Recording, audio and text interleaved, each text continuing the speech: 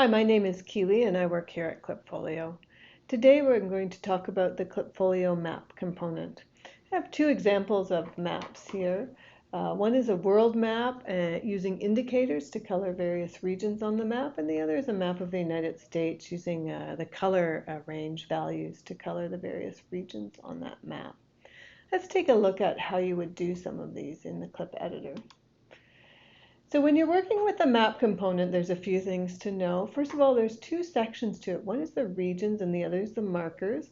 In this video, we're going to focus on the regions of the maps.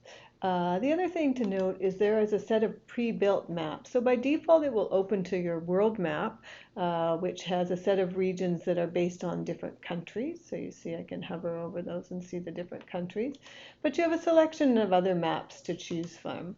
And by just clicking, you'll get those other ones and see their different regions.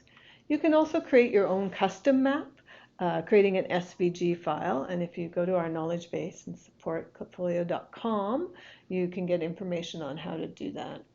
In all cases, these maps have region IDs, two-digit region IDs associated with them. So I'm going to go to the United States map now and take a look at building a clip with this map. So the first thing you have to do is align those IDs with a set of valid IDs.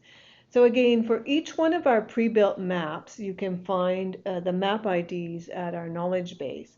So I have the USA map IDs, and you can see that the region IDs are these two-letter IDs. So I'm going to associate those with the map by simply doing a slice and then selecting column A. And that associates those regions there. The next thing I want to do is look at coloring these various regions. So I have data in another data source that has numerical values that I'd like to color based on.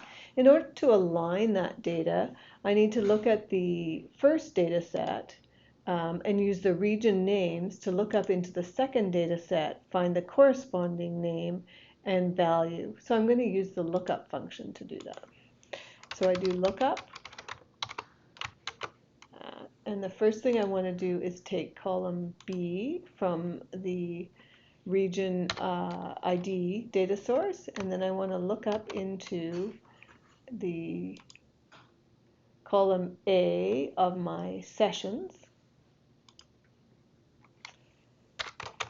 And then finally, I want to return column B of my sessions. And the last thing I need to do is wrap a slice around this first column B. We'll go back and look at that in a second. Because I want to remove the region name. So once I do that, you can see that the colors change based on the numerical value that I've associated with it, the different regions. So once again, I'm looking up from the region name in the map ID data source that I have, that you get from our knowledge base, into my own data source, finding that corresponding region, and then reporting on the numerical value associated with it.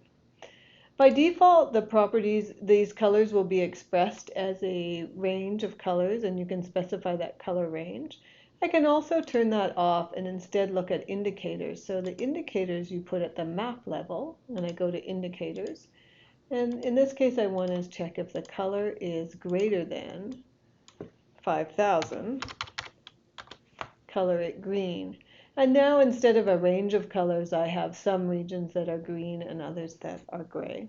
Of course, you can have multiple indicators as you wish on your map.